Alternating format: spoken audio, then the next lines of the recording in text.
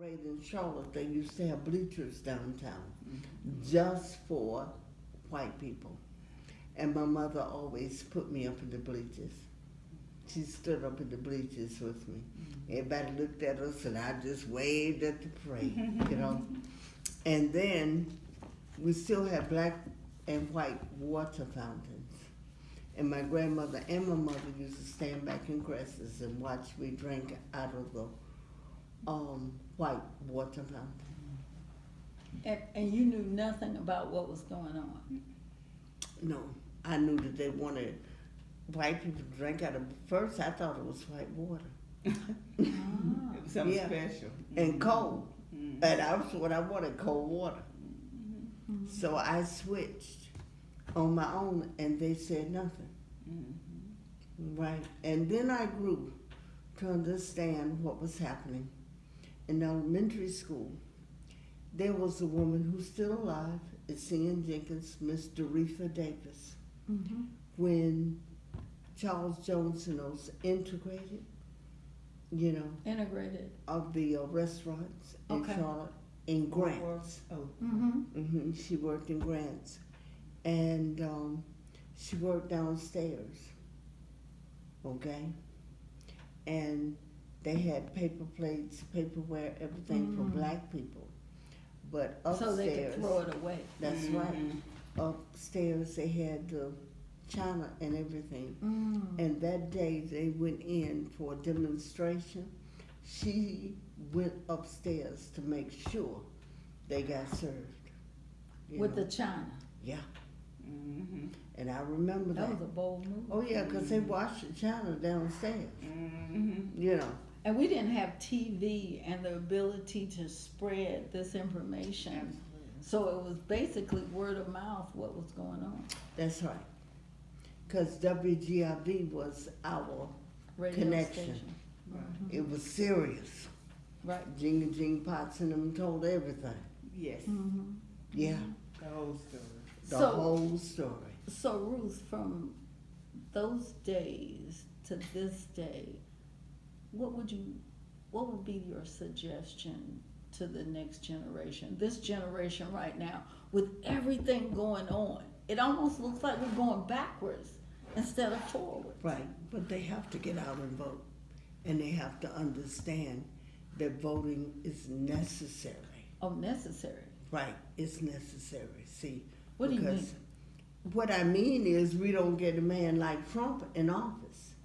The reason we got him is because people did not vote. Understand that people got angry and decided not to vote. So you're talking about a characteristic of a leadership, not just a man. You're talking about us not accepting or voting in a certain type of characteristic of leadership. Right. It just happens to be called Trump.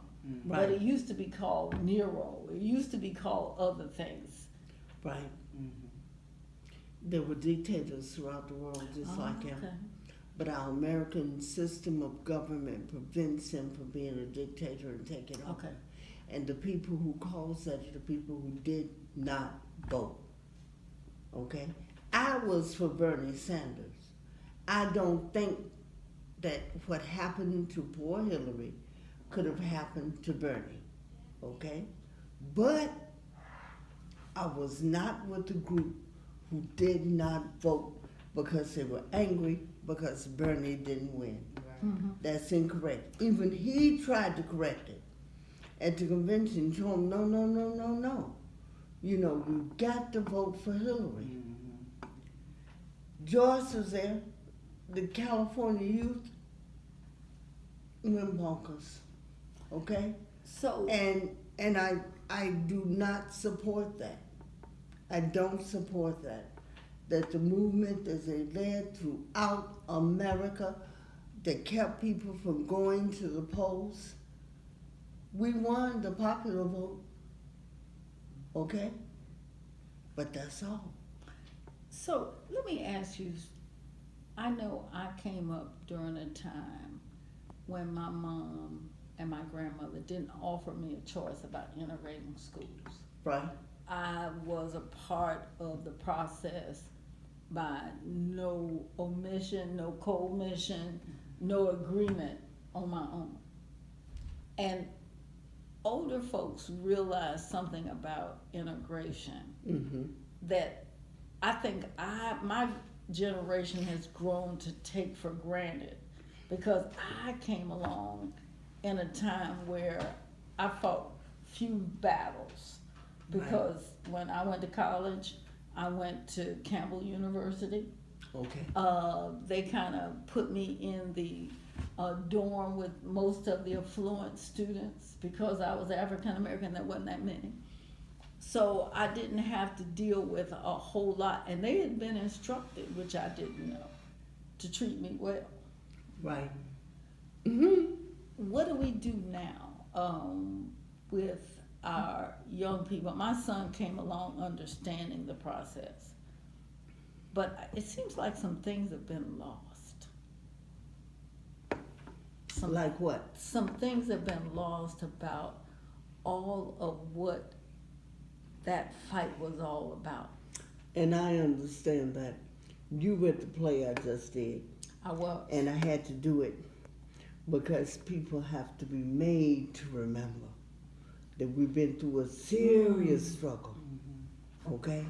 A serious struggle. What was it about? You know, that's the first time the play's ever been done in Charlotte after 54 years. But I feel like it was a timely thing. And as a thespian, I feel committed to that cause. And I said, we got to do it somewhere. I've been saying it for 15 years. And a lot of theater groups were afraid of it, and Black, because they didn't want the truth to be told. Okay? So we have to work in every way we can to get people to remember what we've been through. You went to a school with affluent. I went to school with wealthy people. Not rich, wealthy. There's a difference, okay? But they were taught in a different manner, okay? In a totally different manner to accept all people. Totally different. When you reach a certain level of wealth, you have no reason to be afraid of anyone. Okay. Okay? Not rich. Not somebody worth $50 million, but somebody worth 50 trillion. They think differently.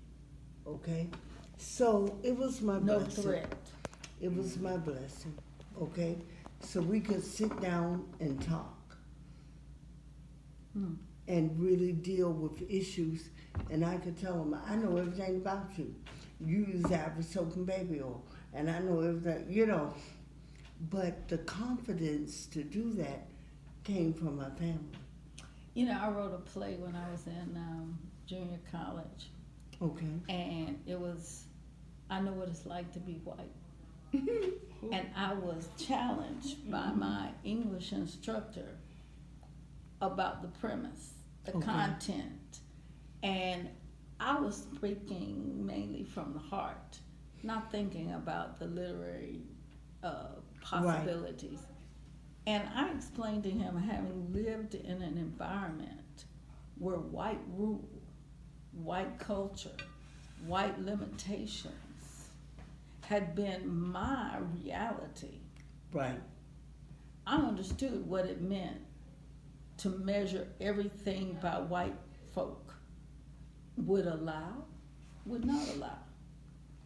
And he said, but how can you know what it's like to be white? I said, because I've been black all my life. I said, and you can know nothing about that, because I've never been the oppressor. Right. But your race has. And he could not respond. And because he was wrapped up in his entitlement. He didn't understand what you were saying because they are entitled. Let's go back for a minute. I don't know why I'm going back to the play, but do you remember when Frederick Douglass and Ullman went before the president to ask for our right to vote? Right to vote. I'm not going to move away from voting.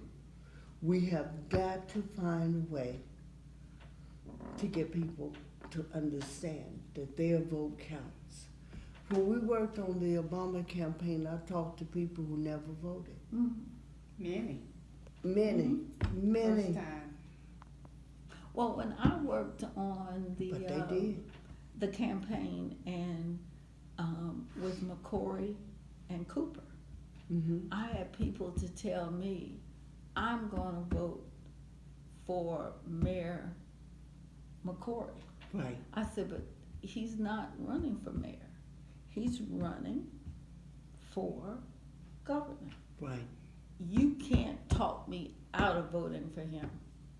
I'm going to vote for him. Hmm. And at that point in time, I backed away because they were adamant and I didn't want to antagonize. But I had to begin to understand where their thinking was Right. and their security was.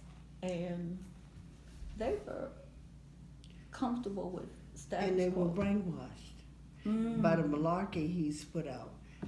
Someone I consider extremely intelligent told me she was going to vote for him and hold him accountable. I said, honey, how you going to hold him accountable? Mm. What do you... The power was never his. Yeah, and she finally learned that she could never do that. I mean, millions of dollars of that coal ash is out there poisoning people. Mm-hmm. Okay, and he's the cause of it, but he got $200,000. But, And he was in with due power when they did it. well, you know, also, we are seeing issues that are arising. And let me say this. Let me ask a question. I had no choice about getting involved in, quote unquote, the movement. My mama, my grandmother made the choice for me. Right. My son grew up believing it was his choice. He didn't grow up feeling put in a place where he had to move a certain way. He believed it was freedom for him to be able to do this. It seems like some of that is being lost. How do we gain it? How do we get it back? How do we take these new voters that are living under survival mode, Ruth, and bring them into Well, knowing? one thing we have to find a way, and I don't know the answer to it, is to find them a way to let them know the survival mode has been removed, Mm. that it doesn't exist. Mm. Okay? If they don't vote, there is no survival. Thank you so much.